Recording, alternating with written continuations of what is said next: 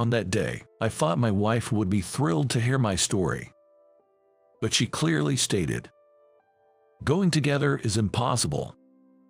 Since we started living separately, she has become more lively.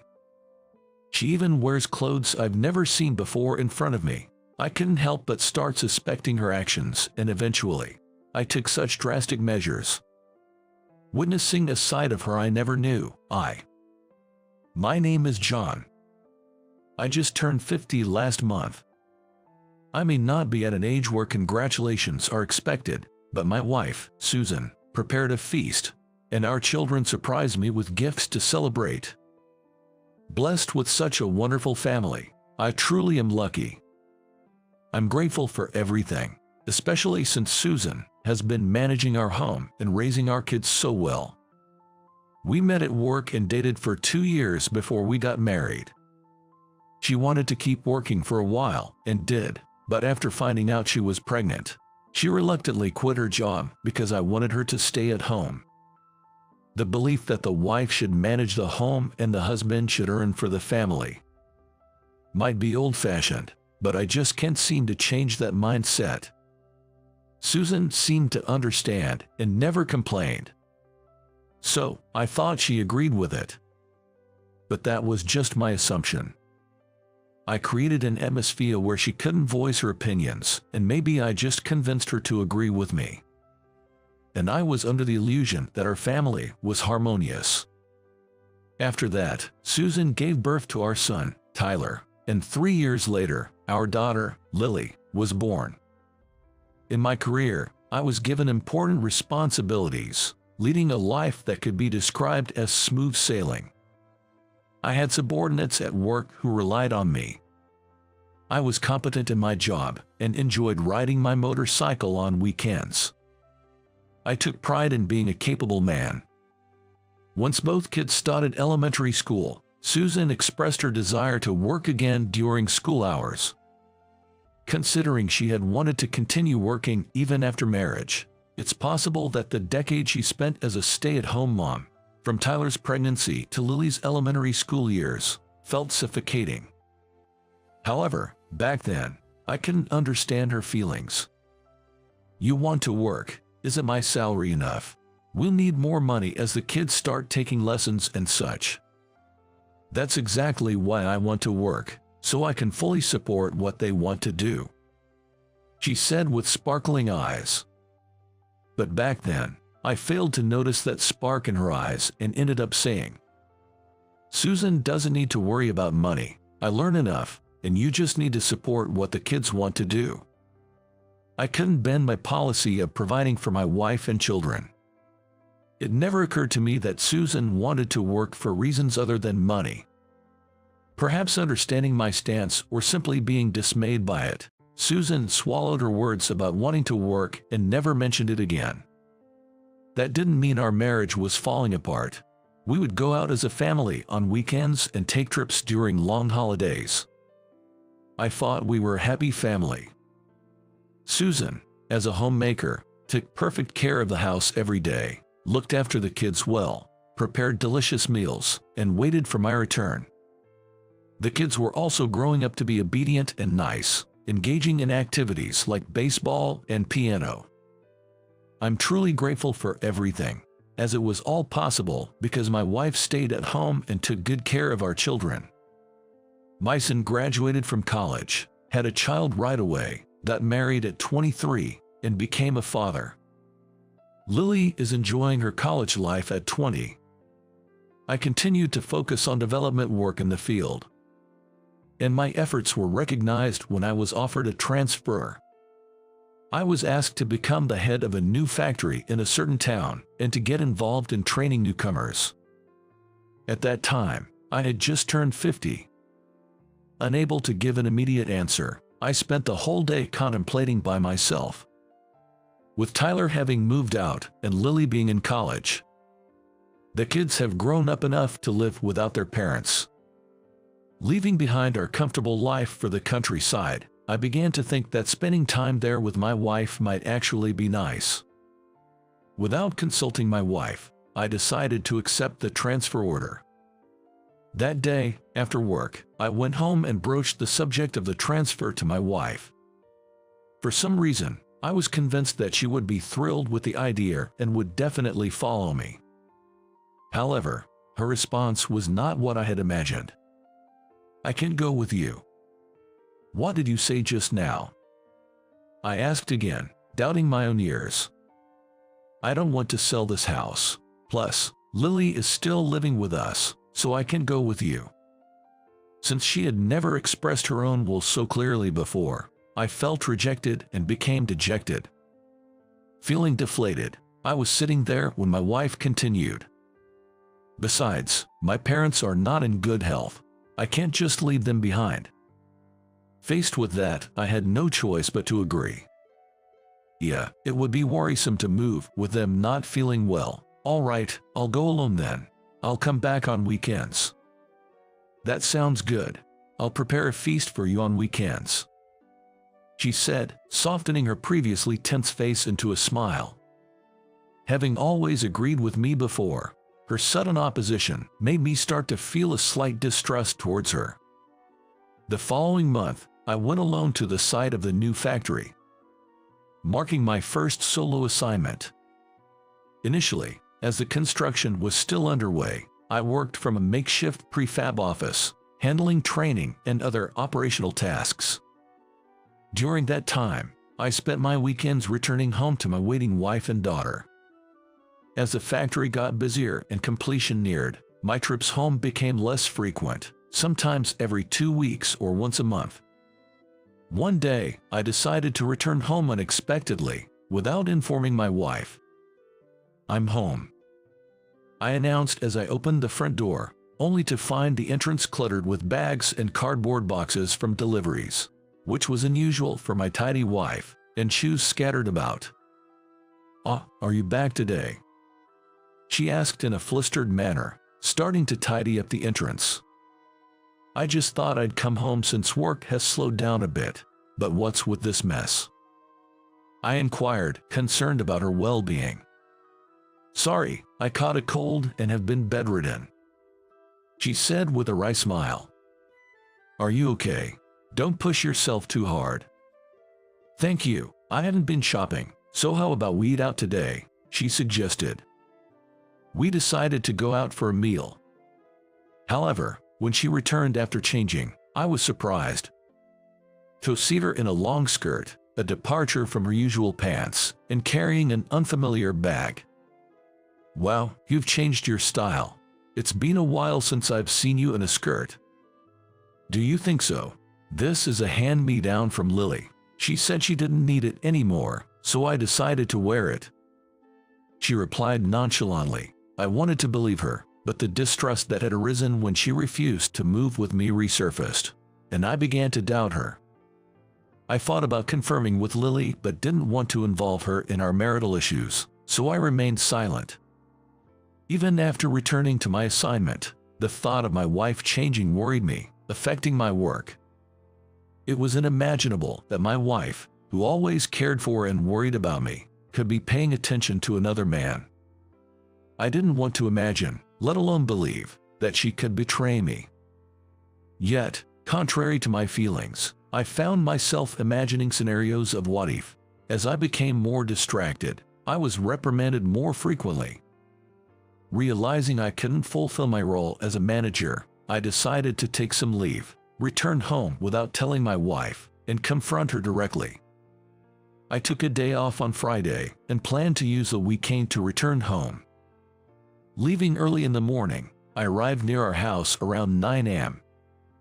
To avoid being noticed, I parked my car in a nearby lot and was about to head to our house when the front door opened. I reflexively hid behind something. My daughter left for school. "I'll see you later," I observed my wife waving goodbye to our daughter. Now that my daughter was gone, only my wife would be at home, so I hurried to follow her, only to see her also leaving the house, presumably to go somewhere. Spying on someone felt uncomfortable, but I followed my wife discreetly from a distance. After about a 15-minute walk from our house, she entered a certain place. It was a nursing home for the elderly. I wondered if her parents had been admitted there. I could have gone in and asked her, but I just couldn't muster the courage, fearing I might uncover some unwelcome truth. Even after waiting for 15, then 30 minutes, she didn't come out. So I went to a nearby cafe where I could watch the entrance of the nursing home and waited for her to emerge. How long did I wait in that cafe? Ordering coffee after coffee and feeling the annoyed glances of the staff until I began to doze off, and finally, she came out. It was past 3 p.m. by the time she left. I hurriedly paid the bill and followed her. While following her, I felt like I was in some detective TV show, excited by the thrill of the chase, even though it felt out of place. However, she wasn't heading towards any supermarket or familiar area. Could it be that she was meeting someone? The excitement turned to a nervous anticipation. Could I confront her if I discovered a hidden side of her? I was shocked to realize how meek I had become in the situation, despite always priding myself on my confidence as a man. Could it have been a 20-minute walk from the nursing home? Just imagining what might await filled me with such anxiety it felt like my chest might burst. She then energetically entered a certain place. It was a driving school. She already had a driver's license, so what business did she have there? I discreetly moved to a spot where I could see inside and searched for her. There she was, about to put on a helmet. She then got on a motorcycle and started the engine. I rubbed my eyes in disbelief, but there was no mistake, it was my wife. Learning to ride a motorcycle. She looked as happy as a child excited for a much-anticipated class. I felt deeply saddened that she had kept this a secret from me. Dejected, I walked back home. Upon opening the door, I found my daughter had already returned. "Dad, what's up? Did you take the day off work?" she asked, surprised to see my dispirited demeanor. "Yes, I took a day off. Hey, did you know that your mom was working?" "Ah, you should ask Mom directly. I have a part-time job now, so I'm heading out," she said, waving goodbye before leaving. I sat on the living room sofa, reminiscing about the sight of her working and taking motorcycle lessons. She always smiled at home, but the smile I saw today while she was working and learning to ride was different. It seemed to radiate from within. The traditional belief that men should provide and women should take care of the home had been my way of life, but I began to wonder if it had been too restrictive for her. I wanted to avoid burdening her with housework, childcare, and a job. But upon reflection, I realized that if I had taken on half the household duties, she could have pursued work without it being too much of a burden. Seeing her so vibrant and alive outside the home made me realize that what I had been doing might have been more of a hindrance than a help. Lost in these thoughts, I didn't even notice the living room darken as the day turned to night. Then, I heard the sound of the front door unlocking. In the dark room where no one was supposed to be, my wife noticed my presence and let out a scream like cry. Yikes! Whoa, what's wrong? I hadn't even realized I had startled my wife and approached her, speaking up. "Is that you? What are you doing in such a dark room?" She turned on the light and looked at me. Sorry, just lost in thought. Mind sitting here for a bit?" I encouraged my wife to sit on the sofa. "But I have to prepare dinner. Does it have to be now?" My wife hurriedly stored the groceries in the fridge and reached for her apron to start dinner. "Can you sit here instead of making dinner?" At my words, she stopped reaching for her apron and finally sat down opposite me. "Susan, I'm sorry." What for? What are you apologizing for?" "I had someone follow Susan today." "You followed me?" "Yes, walked from the morning to the nursing home, left there after 3 p.m., and then walked to the driving school."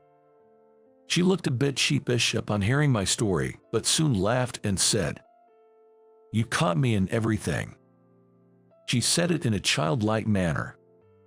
I'm sorry for keeping it a secret, but why? That's because, well. As I hesitated to speak clearly, she spoke up for me. You thought something was fishy because I didn't want to move with you for your job transfer, right? I felt my face turning red as she spoke my exact thoughts. I just nodded silently. Seeing this, Susan burst into laughter.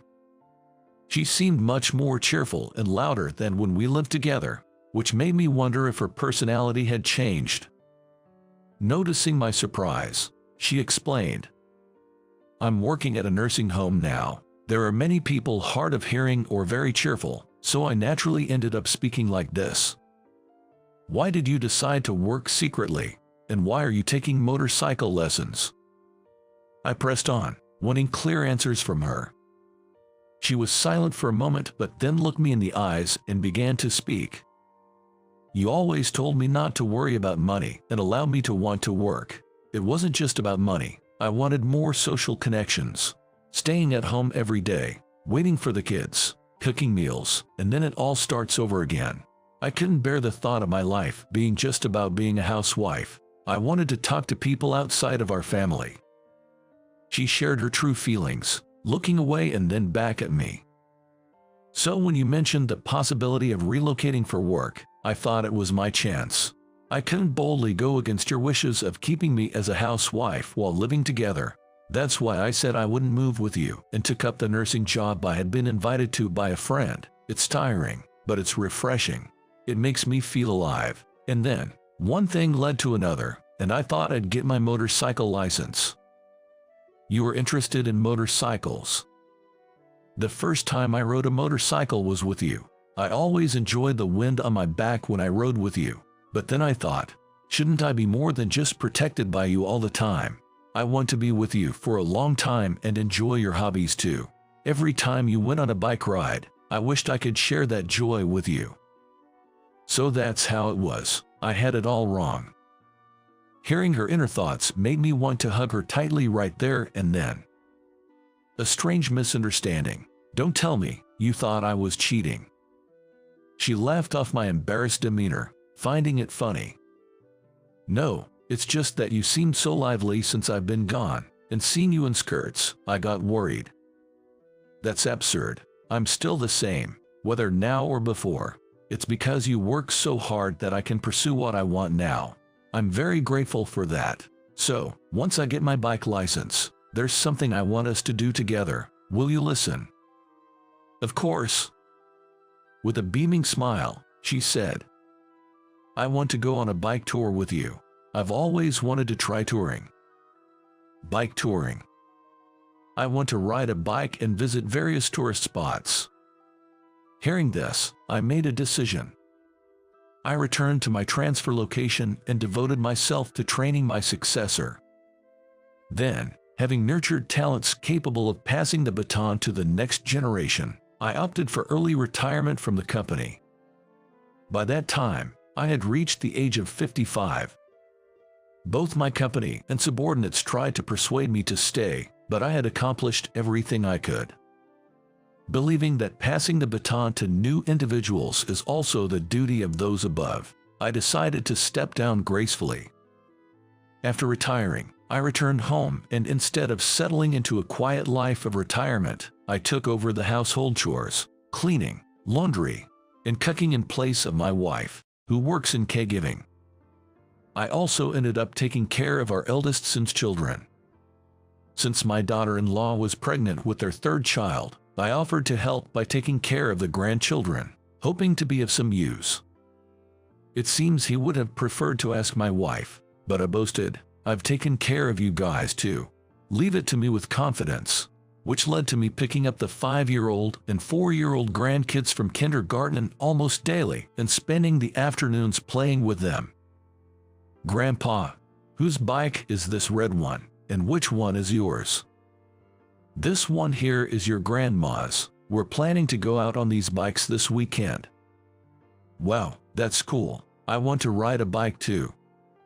When you're a bit older, get your bike license, and then we can all go out together with Grandma and me. After dropping the grandkids off at home, preparing dinner and waiting for my wife to return from work became my daily routine.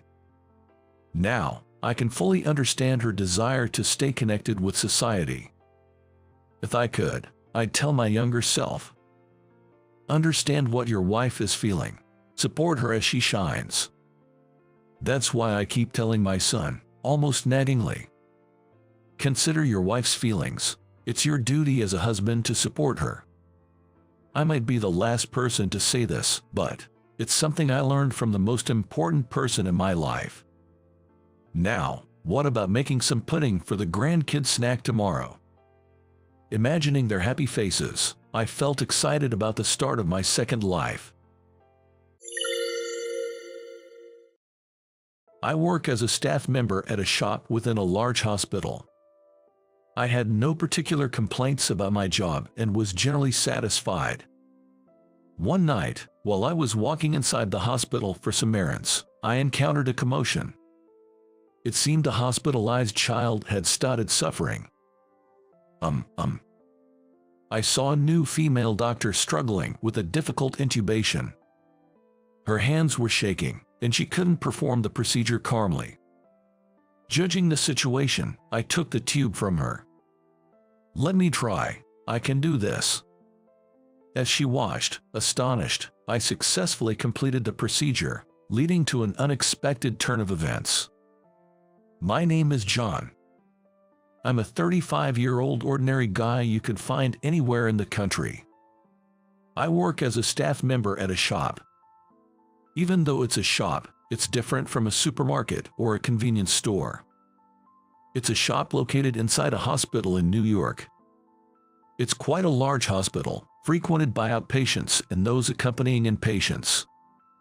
Not only patients, but doctors and nurses from the same hospital also visit the shop. In the early mornings and just before closing time, it's not unusual for the shop to be crowded with people in white coats. $10, please. During lunchtime, a senior nurse came to buy her lunch. She picked up a sandwich, a bottle of tea, and a small pastry. She seems to have a sweet tooth, a bit of a struggle for someone in the medical profession. After giving in to her cravings, she ended up buying these. Here is your change. After ringing her up, I bagged her items and handed her the change. She took it, opened her clasp wallet, and clanked the coins in. She put the receipt in the bag with her purchases. Thank you. She whispered her thanks and walked away from the register. As I watched her back, I also responded, thank you. Although it might sound like a scripted line, almost robotic, I truly mean it from the bottom of my heart. Can I have this, please? Sure, just a moment. Next at the register was a little boy. Given that he was wearing hospital clothes, he's likely an inpatient. He looked to be about 5 years old, holding a robot and a monster toy in his small hands. Standing behind him was a petite woman. She's probably the boy's mother. The total is $10 for both items. Here you go. She placed a $10 bill on the tray. We sell food and toys catering to various needs at our shop within the hospital. Hospitals aren't exactly fun places, and for children, they can be downright scary. We try to offer a selection of compassionate items to help them get through tough times a little easier. $10, exactly. Here's your receipt. I handed the receipt to her and the toys to him. Thank you so much. He thanked me with a bright smile and a lively voice. Please come again. Cheered up by his energy, I waved goodbye to them with a smile. And so, I work at the shop like this. It's primarily a standing job, which can be quite tiring, but there are energetic kids like the boy earlier who share their energy with me. Huh?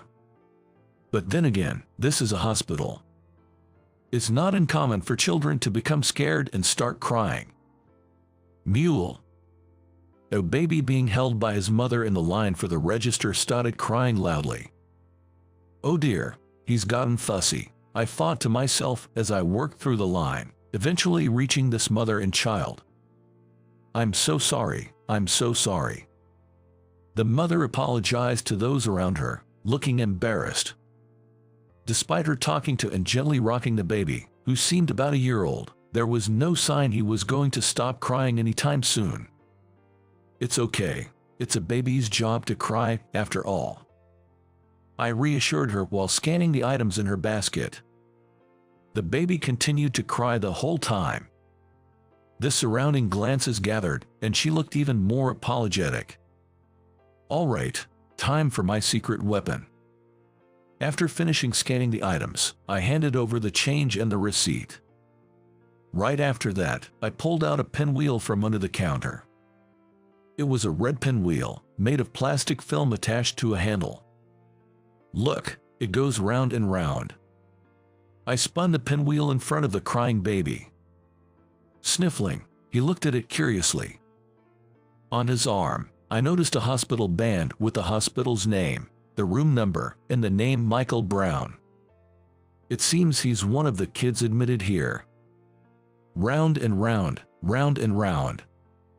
As I kept blowing on it to make it spin, he became interested in the pinwheel.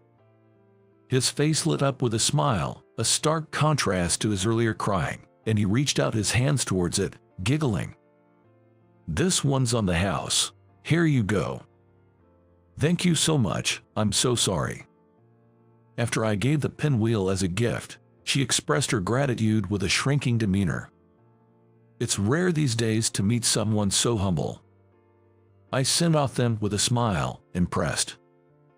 Phew, glad that didn't escalate. The line at the register ended with that family. Another staff member is taking care of restocking.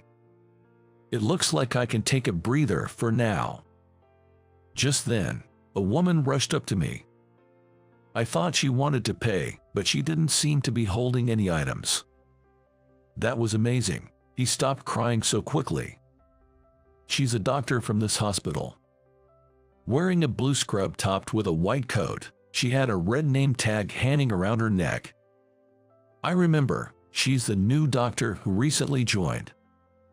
I'm a doctor, but kids get scared of me. They start crying, saying, "Mule, scary face." She laughed, scratching her cheek. Despite her lovely smile, there's nothing particularly frightening about her. She's probably just so focused on her work as a doctor that her face stiffens up on the spot. That must be tough. Glancing at her name tag, I saw emergency medicine written on it. I see. Working in emergency medicine means dealing with a wide range of ages, from adults to children. She might also struggle with issues like she mentioned. I'm not exactly a favorite among children either. Without little tricks like them, I'd be at a loss. Saying this, I pulled out a plastic bag from under the counter to show her. Inside, there are several pinwheels, paper-made toys, and candies. All of these are intended for situations like the one earlier. That's not true at all. But she shook her head, denying my words. You're always loved by everyone, kids and elders alike, as a cashier in this store. Her eyes sparkled as she looked straight at me. The intensity was overwhelming, and I couldn't help but feel taken aback. Really, you think so? Yes, absolutely. The nurses say they find your service comforting. I'm envious of that skill, she said with a slight laugh. Then, with a graceful motion, she picked up a ham sandwich and a can of coffee near the register and placed them on the counter. Could you please check these out for me? Feeling awkward about being praised for my customer service, which I hadn't given much thought to, I went ahead and processed her purchase as usual. I made a point of sticking to my routine while handling her transaction. It felt like I was being audited. Feeling oddly tense, I bagged her items and handed them over. She smiled again, expressing her gratitude. Thank you very much.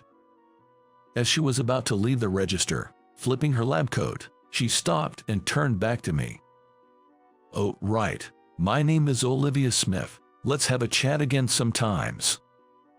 "Sure, I'm John." After exchanging names, she waved contentedly and left the shop. Well, that's an interesting connection. I've already got someone special in my heart. I just hope this interaction with the beautiful doctor doesn't lead to any strange rumors. With that thought, I resumed my work, as if to dismiss such arrogant notions. Since that day, Dr. Smith has made a point of greeting me every time she visits the shop. It's not unwelcome, and having a bit of non-work-related chat is a nice break. This had been the case for some time, but she engages with other customers in line, either initiating conversations or responding to them. No dessert today. That's right, it would be too much to have it every day. This was the veteran nurse, who seems to have finally overcome her cravings. Dr. Smith gets along well with her too. Her communication skills are impressively high, making her fit into the workplace so well that it's hard to believe she's a newcomer. Thank you for always keeping it clean. Much appreciated. Not at all, doctor. You too. Hello. No classes at the university today. Hello. I have a late lecture today. She greets everyone with a smile, from the janitors cleaning the hallways to the university students working part-time in the shop. Hey, cut on the job. Don't get too carried away. One night, just as it was about to become a new day, I had some errands in the pediatric ward. As I walked down the hallway towards my destination, I noticed an unusual noise for the late hour. What's going on? Prioritizing the commotion over my own errands, I headed towards the source of the voices. Approaching, I realized the noises were coming from a particular room. This situation didn't seem normal. Michael. When I got about 10 meters away from the room where the commotion was happening, I saw a woman sprinting around the corner of the hallway at full speed. Wait, haven't I seen her somewhere? Michael, hang in there. The next thing I heard was Dr. Smith's voice. She was driven by anxiety, a stark contrast to her usual demeanor. Excuse me for a moment. Curious, I peeked into the center of the commotion and saw several doctors and nurses treating a child. A familiar red windmill was decorated at the patient's bedside. I see, the person from earlier, and the name Michael. It must be Michael, who visited the store yesterday. Of course, I'm concerned for anyone in distress, but it's especially worrying when it's a familiar face. Without thinking, I reflexively jumped into the hospital room. Michael. Dr. Smith's frantic shouts caught my attention. Her hands were trembling, and it seemed like she couldn't maintain her usual composure. Oh. Dr. Smith was pale and confused, holding a thin tube in her hands. Excuse me for a moment. I snatched some documents related to Michael from a nurse nearby. Hey, who are you? The surprised nurse's words didn't reach my ears. I skimmed through the file. Michael had asthma and was hospitalized for it. The tube won't fit. Dr. Smith was struggling, and Michael seemed to be in pain. He had a croup-like cough, and epiglottitis was suspected. No wonder she was having trouble with intubation. The swelling narrows the trachea, requiring a certain level of skill. Nurse, please call a pediatrician immediately. Yes. With no time to worry about the sudden outsider, the nurse dashed off, ignoring me. But would help arrive in time. In such a condition, breathing difficulties could arise at any moment. Actually, he might already be experiencing them. Thinking this made me restless, and I impulsively called out to Dr. Smith. Let me try, I can do it. Why are you here? She seemed not to have noticed my entrance, focused as she was on the situation at hand. Let me try, even though you say that, John, you work in the store, right? Quickly, Michael is still suffering. Dr. Smith was even more confused by my words. Indeed, I work at the store. Well, no wonder she's confused. I have a medical license. I almost forcibly took the tube from Dr. Smith, who stood there frozen. Then, I proceeded to insert it into the trachea of Michael, who was in distress. It was significantly swollen, indeed challenging. Without real field experience, it would be tough to manage. Well, John, you don't just stand there admiring. Get the medication and oxygen ready. After completing the intubation, I urgently directed her and the remaining nurses. I could feel their questioning glances, wondering who I was. But time was of the essence. It seemed like everyone there shared a sense of urgency. A little while later, his condition seemed to have improved slightly. The peak of his distress had passed, and his coughing was gradually subsiding. Just then, the nurse who had dashed out earlier burst back in. "Dr. Wilson, over here." Oh. The pediatrician, Dr. Wilson, who entered the room with her, widened his eyes when he saw me. It also seemed like he gave a slight smile at the same time. "I'll take over from here." He stood by Michael's side and quickly assessed the situation. Then he continued speaking to me. "Thank you, John." His treatment continued. As an experienced doctor, his skills were evident. Each action was quick yet precise, and his instructions to the nurses were clear. "Let's leave the rest to him." "Yes." Encouraging his son Dr. Smith, we both left the room. I leaned against the wall in the hallway, waiting for her to calm down. Though I intended to wait, she spoke sooner than I expected. "Really, how pathetic I am." Tears welled up in her eyes, and her voice trembled. Intubation in that state is difficult. It's understandable for a novice doctor with little experience not to manage it. It's about gaining experience from situations like this and improving. No matter how much you study and train to become a doctor, the actual field can differ significantly from the ideal. I too have felt this starkly in the past. "John, but I couldn't do anything for him as he suffered. That's what frustrates me." The tears that had been welling up fell. Every doctor has their specialty. Even Dr. Wilson, an expert in pediatrics, would probably find neurosurgery challenging, and I doubt he can perform heart transplants. So don't beat yourself up. It's about finding your strengths going forward. I intended to comfort her with these words, but she was still crying. That might be true, but it's still frustrating. I can't always make children smile, nor can I save the suffering ones. Maybe I really can't do anything after all. I regretted my words a bit. In situations like this, what's needed isn't advice. It's words that affirm the person who is feeling down. "That's not true, Dr. Smith." I deliberately addressed her with the title doctor to protect her dignity as a doctor, because I thought she might otherwise become self-critical. "Your instructions were precise. Sending someone to call Dr. Wilson was the right decision. It's fair to say that your judgment saved Michael." After I spoke those words, she wiped her tears with a handkerchief and whispered a quiet thank you.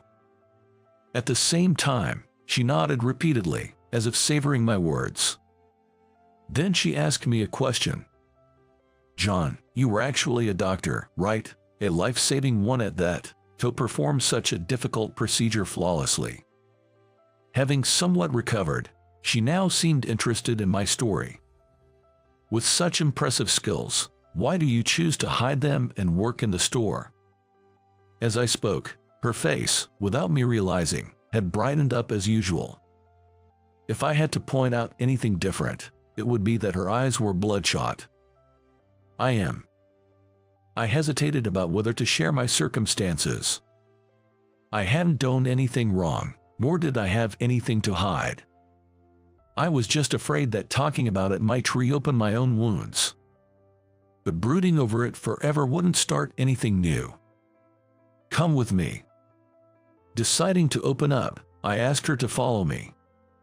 Turning around, I started walking down the hallway. Her footsteps echoed as she followed behind me. Weaving through the hospital, I led us to a certain room. The room's lights were off as we entered. "This is a private room for a bedridden patient, right?"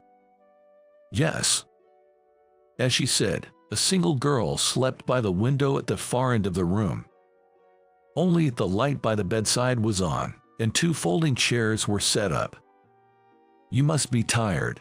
This is going to be a long story." After prompting her to sit, she did so with a puzzled look. Then, I turned to the sleeping girl and gently touched her face. Placing my palm on her cheek, I stroked under her eye with my thumb. As expected, she showed no response. "Amelia Taylor." Seeing the name on the wristband, she seemed to grasp what I was about to say. "Could this child be yours, John?" "Yes, Amelia, 3 years old. My daughter. She's been in a coma since birth due to an accident during delivery. She's never opened her eyes. Not even once." As I revealed the truth, she covered her mouth, a look of shock crossing her face. "When Amelia was born, my wife, Emma, lost her life. She had a placental abruption, and an emergency surgery was required. The response was quick, but the uterus didn't contract, and she bled out. Amelia was deprived of oxygen, leaving her brain damaged and in a coma from the moment she was born. While Emma was fighting for her life, I was swamped with an entirely different task. I only learned about the severity of my wife's childbirth after everything had ended. At that time, I was a busy emergency medicine physician. That day, too, I was performing emergency surgery on a patient from a traffic accident. Phew, that was close. Yeah, John, you're as skilled as they say. I'm not really. It's all thanks to the support from my seniors. Relieved after the surgery, I had such conversations with the senior doctors. But the cheerful atmosphere suddenly changed. The sound of hurried footsteps approached, and then the door was flung open. A breathless nurse, with tear-filled eyes, looked at me. "Dr. Taylor, please, come quickly." I had been notified about entering the delivery room, so I was planning to head there soon. Thinking casually that my child must have been born, her expression filled me with dread. Her face was far from celebratory. Following the nurse, I found Emma peacefully asleep. Her face was serene, showing no signs of distress. Holding her cold, white hand, I knelt down and wept loudly. A grown man, crying unabashedly, shedding large tears. "Emma, Emma." A large stain formed on the sheets. I shouted until my voice was hoarse, but she never woke up to chide me for being too loud. That day, the patient I was in charge of miraculously pulled through. I was thanked profusely by both the patient and their family, but I couldn't genuinely accept their gratitude. It wasn't that I couldn't accept my wife's passing. I just wished I could have fought alongside her until the end. I wasn't there for her final moments. She never got to see Amelia after she was born. And Amelia has never seen her parents or the world, remaining asleep. Our family was torn apart, suspended in midair. Since then, my spirit was broken. I couldn't work as a doctor anymore. Amelia's primary physician became Dr. Rodriguez, a pediatrician and my mentor. I see. I couldn't bear the thought of our family remaining divided. I decided to stay close to her by working at the hospital store. Thanks to Dr. Wilson's kindness, I'm allowed to stay overnight with her a few times a month. It just so happened that this coincided with the commotion involving Michael. I'm sorry for asking without knowing your situation. Dr. Smith, sitting next to me, fidgeted with an apologetic look. I was about to reassure her that it was okay, but she was the first to speak. But I want you to return to medicine, John. Excuse me. Her unexpected words took me by surprise. She then shared her past with me, looking downcast. "John, I lost my best friend in an accident. They had plans for the next day and even for the upcoming holiday. But those plans never came to fruition. I wanted to reduce the number of people dying from sudden accidents. That's why I chose to become an emergency medicine doctor." Her usually gentle demeanor was filled with determination and strong emotion. But after the incident with Michael, I realized how inexperienced I still am. "That's why, John." What? I was startled by her sudden approach and raised my voice unintentionally. It echoed down the hallway, likely causing a disturbance. "I wish for you to return as a senior in emergency medicine. Please, let me call you my master." Master? Her unexpected words left me astonished. Despite my shock, she continued, "I've always felt a sense of urgency. Despite having lofty goals, my skills didn't match up. I was trying too hard to fit in to cover that up." To me, her behavior had always seemed natural. I thought it was just her being herself, but it seems I was mistaken. "That's why I envy your skill, John, if you're willing to return to medicine." "I'm sorry, Dr. Smith." Her words truly meant a lot to me. But the trauma from that day still held me back. "I can't sort out my feelings yet." "Is that so? But I won't give up. I'll keep asking you until you're sick of it." She declared this emphatically. Weeks passed since that day. I was working as usual at the store, handling the queue of customers at the register. Then it happened. Whoa, what was that? A loud thump sounded. Unable to stop the register, I continued my work, albeit distracted. "Did you hear that noise just now?" "Yes, it was quite the impact. I wonder what happened." "That's the thing, you see." An older lady mentioned that there had been a traffic accident on the main road in front of the hospital. Apparently, a bus and a large truck had a head-on collision.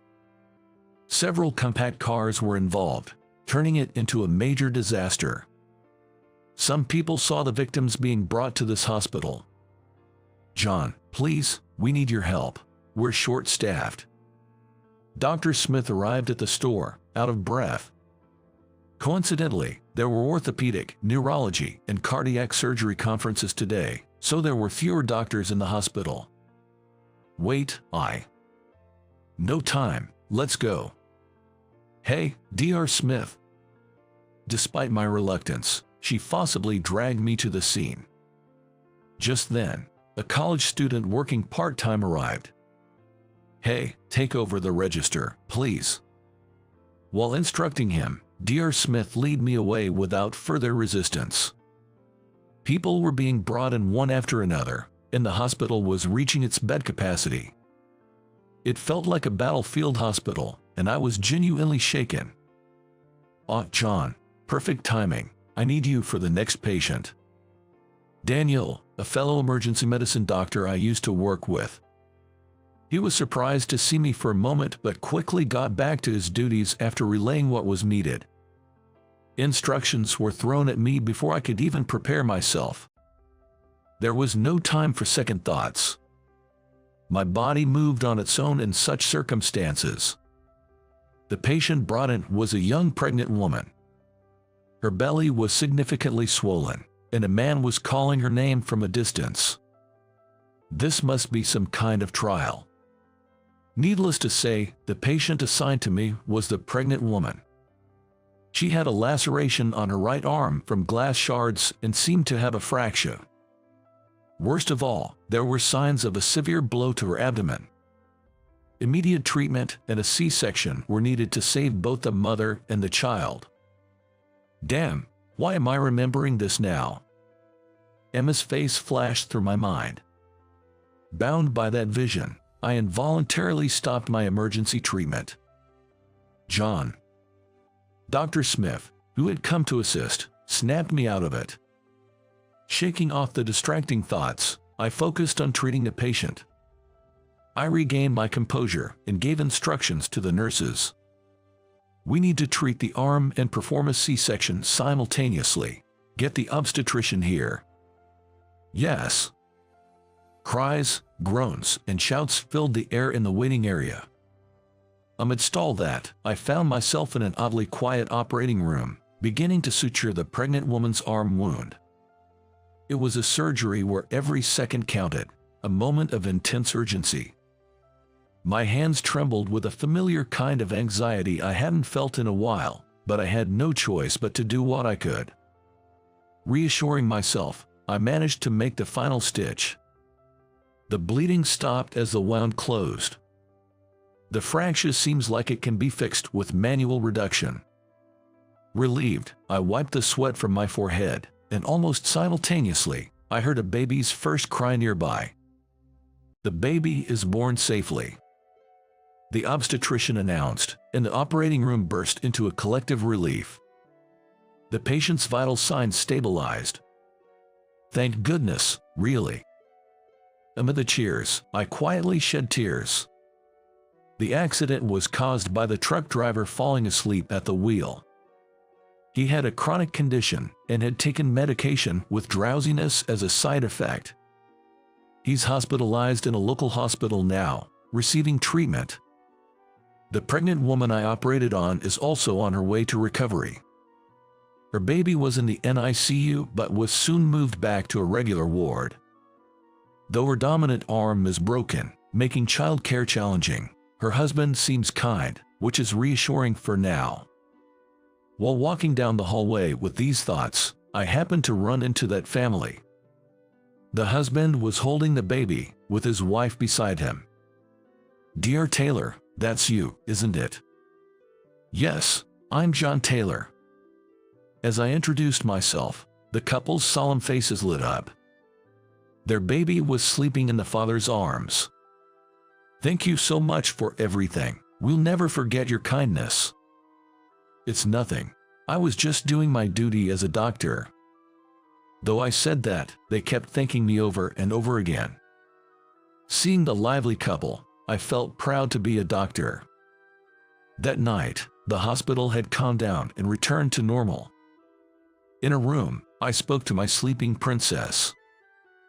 "That's what happened. Impressive, right? Daddy did well." Of course, there was no response. Suddenly feeling empty, I was reminded of the past.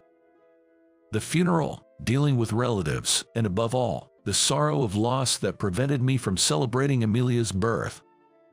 This guilt was the main factor hindering my return.